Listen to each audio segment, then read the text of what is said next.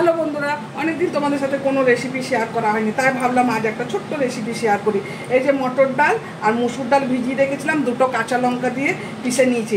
এখন এটা আমি ছোট ছোট করে বড়া বানিয়ে নেবো। তারপর তোমাদের বলবো আমি এই বড়াগুলো দিয়ে কি বানাবো। নিশ্চয়ই তরকারি বানাবো না, অন্য কিছু বানাবো, আর সেটাই তোমাদের সাথে শেয়ার করব। দেখো বড়াগুলো ভাজা হয়ে গেছে, এখন আমি এগুলো তুলে নেবো। বড়াগুলো ভাজা হয়ে গেছে, এখন আমি জিরে ফোড়ন দিয়ে দিচ্ছি, তেলটা একটু কমিয়ে নিয়েছি।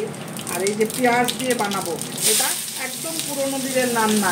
এটাকে কি বলে বলো তো? বড়ার ঝাল। ঝাল বানাবো গ্রীষ্মের দিনে যখন তরকারি থাকে না, তখন এই তো কলাইয়ের ডাল আর এই যে বড়ার ঝাল। আজ তো কলাইয়ের ডাল বানাইনি, তবে এই বড়ার ঝালটা বানাবো, আর সেইটাই তোমাদের সাথে শেয়ার করছি।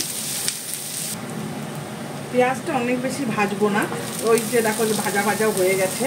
বেশি ভাজলে তখন ওইটা তরকারিটার টেস্ট আলাদা হয়ে যাবে, তাই আমি কয়েকটা কাঁচা লঙ্কা দিয়ে দিলাম। আর এই যে আমার আদা জিরে বাটা আছে, আমি আদা জিরে বাটা দিচ্ছি।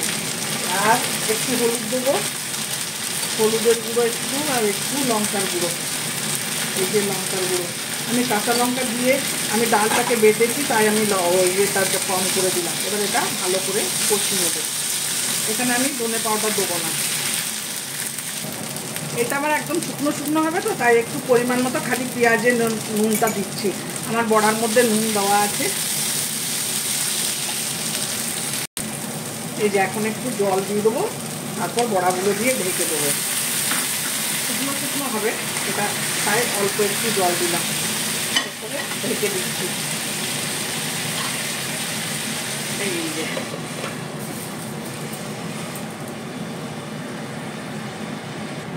এই যে দেখো কি সুন্দর ফুটছে, এই যে ঝোলটা একদম টেনে যাবে, শুকনো শুকনো হবে।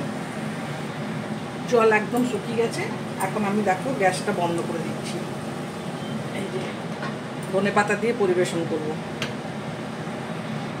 এই যে দেখো রেডি হয়ে গেছে বড়ার ঝাল। গ্রাম অঞ্চলে কি হয়, গ্রীষ্মকালের দিনে বেশি তরকারি পাওয়া যায় না, তখন এই তরকারিটা খুব হয়। তাই আমার হঠাৎ করে মনে পড়ে গেল, ভাবলাম তোমাদের সাথে শেয়ার করে নিই। যদি রেসিপিটা ভালো লেগে থাকে তোমরা লাইক করবে, শেয়ার করবে, আর অবশ্যই কমেন্ট করে বলবে কেমন লাগলো। চলো এমনি কোনো নতুন রেসিপির সাথে আবার তোমাদের সঙ্গে দেখা হবে, ততক্ষণের জন্য বাই।